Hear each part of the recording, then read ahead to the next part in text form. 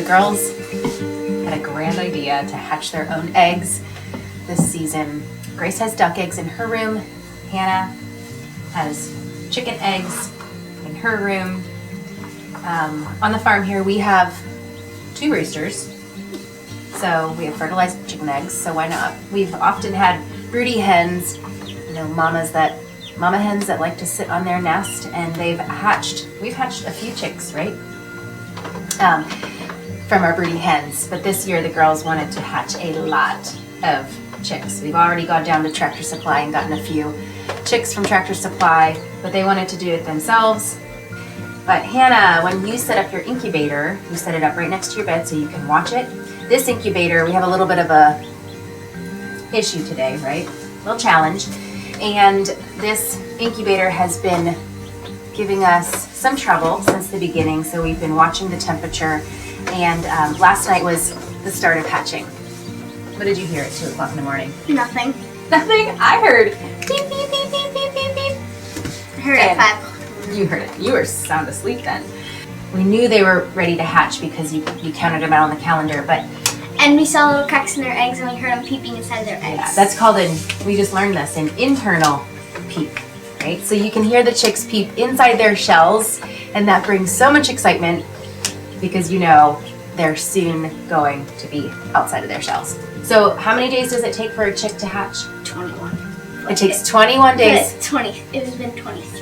Yeah, it's been 23 just because the temperature in this incubator has been fluctuating quite a lot, right? 70 to 80 to 90 and sometimes 100. Yeah. And so what is the temperature that an incubator needs to stay at, Hannah? 90. 92. No, it's like 97, 98, and 99. Yeah. So between 97 to 99, you don't want it to get up to 103 because then you won't have any chicks. Yeah, so as the chicks start to move as well and start to break out of their shell, they're creating more energy as well. So they're creating more heat. Yeah. And so we really have to watch the temperature as they are hatching. And one other thing is we can't open this incubator, right?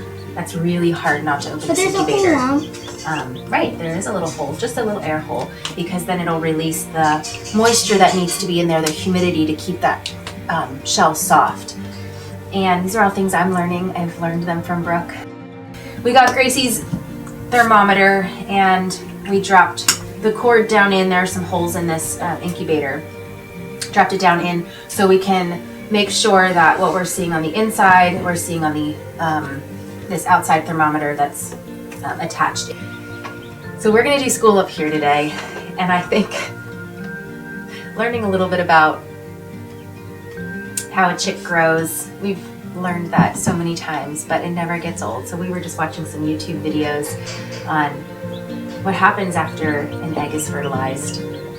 And the kind of eggs that are in here are Americana, some kind of like dark chicken egg, Wyandotte, and some like color of egg that's like a dark brown and has dots on it. Weird kind of chickens. Well, you know, they're just going to be Funny. not funny. They're going to be amazing and beautiful, right? Because we have very many different kinds of roosters. We have one that we actually hatched from a broody hen last year. So I want to have lots of more roosters from this. So we're going to sit here and watch this throughout the day. It'll take about a whole day, maybe even 2 days to get all these eggs to hatch. The girls have been candling them, making sure that they are fertilized and growing. Like 6 rotten ones. Yeah. One, there was a white one that was round, and Yeah, so you want to make sure you get any of those eggs out. The importance of or else candling. they'll like burst. They will. They'll burst inside they could. I don't say they will, but they could burst inside your incubator because of the heat, and they're not fertilized, and so it could be a real mess, and it could be real stinky. So we have all fertilized eggs in here that we've been candling, or I should say she has been candling and making sure that they're growing and that we will have chicks. And we're going to watch these. And so they're okay in here for about 2 days, baby chicks. We have 5 baby Americanas something. They're good without water and food for about a day to 2 days. So we are going to keep an eye on them, keep an eye on the temperature. The girls made this brooder box many years ago, painted it pink, and this is where we keep our chicks. And this year we invested in Producer's Pride, a heat table, so that way it doesn't have that bright light. Oh, they're still flipping over. That way it doesn't have that bright light of a heat lamp shining down, and the risk of fire is lower. And the girls know I don't like anything with the risk of fire. And so you can adjust it to the levels, so it's on the lowest level now to keep all the little baby chicks warm, and it replicates their being under their mother's wing. So it's dark, it's cozy, they can cuddle together under there. And like I said, it doesn't have that bright, obnoxious light of a heat lamp. And we can also flip it up. I'll leave the link below so that you can check it out. They're from Tractor Supply, but you can flip it up and keep it in the chicken coop on cold winter days. And you can have some heat in there for that. So there's different settings on it for brooder or heater. It's a real nice warm heat. It's not super hot. It's just right for them as they come right out of their incubator. This morning we waited 24 hours and we opened up our incubator. There were still a few hatching, so hopefully they continue to hatch. We researched, should you open your incubator? We've always been told not to, so I just wanted to see if it was true. And you really shouldn't open your incubator from the time they start pipping in their shells, that internal pip, until they are all done hatching, and that could take 36 hours, so maybe we should have waited till this evening, but it was getting pretty stinky, and yeah, her room's a little stinky. We saw one that was almost ready to hatch, so we're gonna keep an eye on him this morning, or her, I should say her. And any that are still wet, we left in the incubator, or slightly wet. Any that are kind of flipping over, sometimes they just need some more time in the incubator. But the girls have their water set up, their food set up, and all that is low enough so that they can access this, but I think they're all really happy underneath that. Producer's Pride, chicken coop, heater, and brooder. And again, I'll leave the link below so you can check that out. And even with all this life, there comes the risk of death. And our girls know that. They know that that comes with the territory. We just raised some rabbits, or I should say they did.